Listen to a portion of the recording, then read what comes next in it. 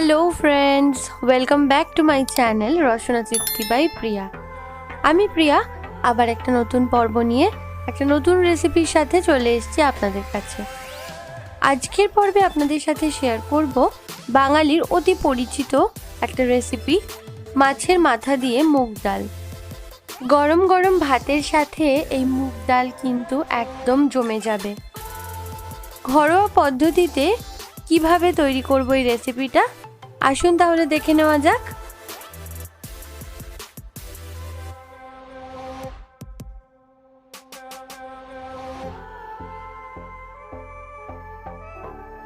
রান্নাটা করার জন্য প্রথমেই একটা গোটা মাছের মাথা নিয়ে ভালোভাবে ধুয়ে কেটে পরিষ্কার করে নিয়েছি। মাথাটাকে দু টুকরো করে নিয়েছি। এবারে নুন আর হলুদ দিয়ে মাথাটা একটু মাখিয়ে রাখবো। দিয়ে দিলাম হাফ টিস্পুন লবণ আর সামান্য পরিমাণে হলুদ গুঁড়ো, আর এক টুকরো পাতিলেবুর রস একটু মাছের মাথাটায় মাখিয়ে নিচ্ছি। এই স্টেপটা কিন্তু অবশ্যই করতে হবে, তাহলে মাছের মাথার আষ্টে গন্ধটা একদমই চলে যায়, আর যে কেউ এই মাছের মাথা দিয়ে মুগ ডালটা খেতে পারেন।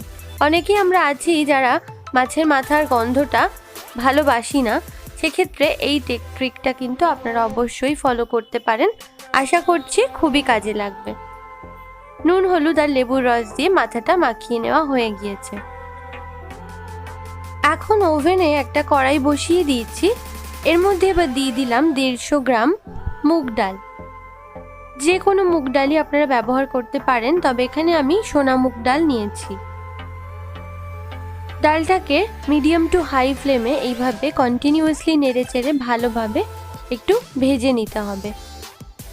এইভাবে ড্রাই রোস্ট করলে কিন্তু মুগ ডালের খুব সুন্দর একটা গন্ধ বের হয়। দেখেই আশা করি বুঝতে পারছেন যে ক্রমাগত নেড়ে চেড়ে ভাজতে ভাজতে ডালের কালারটা কিন্তু অনেকটাই চেঞ্জ হয়ে এসেছে। এই রকম হালকা লাল লাল হলেই এর মধ্যে আমি দিয়ে দিচ্ছি জল। বেশি লাল করে ভাজলে কিন্তু ডালগুলো সেদ্ধ হবে না, তাই এই রকম পর্যায়ে জল দিয়ে দিতে হবে। এবারে ভালোভাবে ডালটাকে ধুয়ে নেব।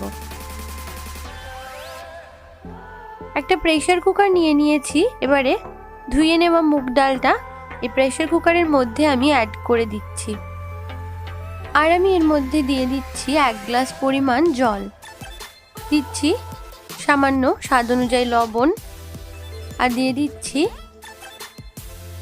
কয়েক ফোঁটা সর্ষের তেল। এই সব উপকরণগুলো দিয়ে এবার প্রেসার কুকারের ঢাকনাটা আমি আটকে নেব।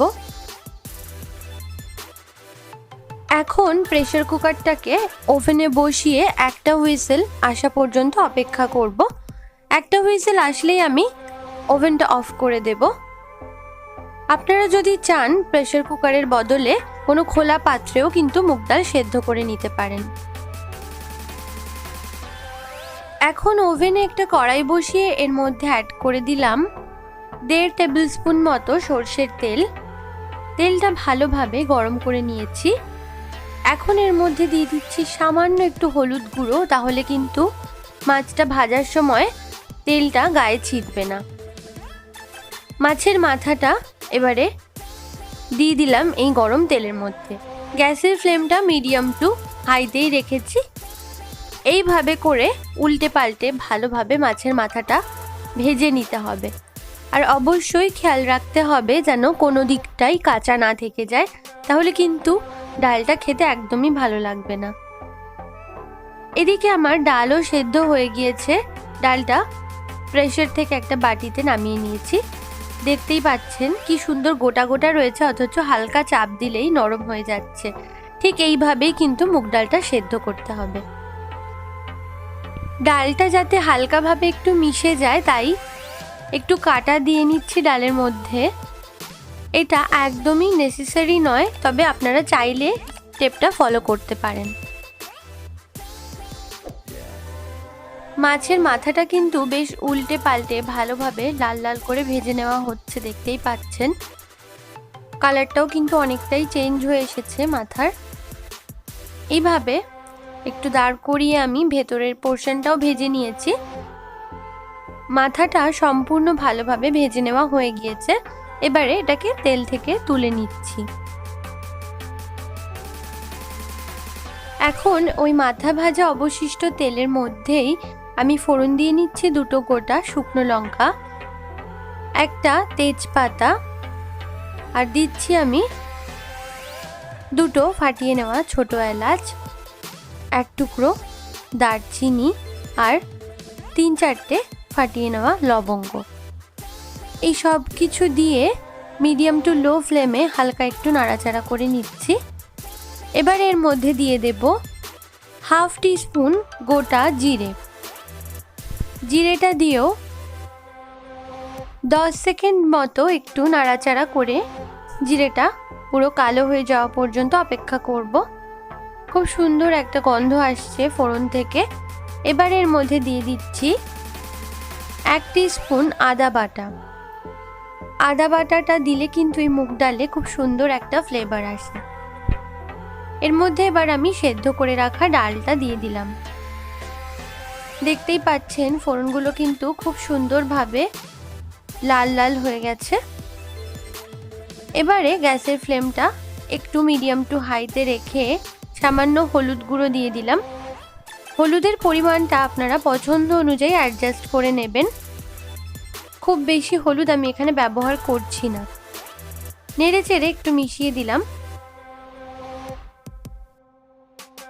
মুগ ডাল যেহেতু নিজেই একটু থিক কনসিস্টেন্সির হয়, তাই সামান্য একটু জল এর মধ্যে অ্যাড করে দিলাম, যাতে পরে ডালটা বেশি ঘন না হয়ে যায়। স্বাদ অনুযায়ী লবণ অ্যাড করে দিলাম। এবারে নেড়ে চেড়ে ডালটাকে একটু ফুটতে দেব। দেখতেই পাচ্ছেন ডালের কালারটা কিন্তু খুব সুন্দর এসেছে, তবে ডালটাকে আরো বেশ কিছুক্ষণ ধরে ফুটিয়ে নিতে হবে। ডালটা একটু ফুটতে শুরু করেছে।